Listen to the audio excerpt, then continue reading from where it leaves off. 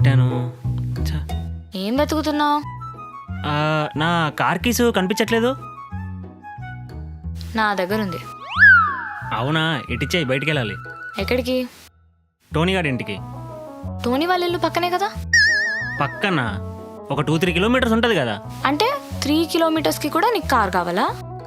నడుచుకుని వెళ్ళు. అంటే అక్కడికి వెళ్దామనే కాదు, అటు ఎక్కడికైనా వెళ్దామని. ఎక్కడికి వెళ్దామని? ఇంకా తెలీదు, చూడాలి. చూసావా, జస్ట్ కార్ ఉంది కదా అని ఊరంతా తిరగడం వల్ల నీకు ఎంత ఖర్చు అవుతుందో నీకు తెలియట్లేదు. ఖర్చా? సరే, ఇంత తిప్పుతున్నావు సరే. ఆ టోనీ గాడు ఎప్పుడేం పెట్రోల్ కొట్టించాడా?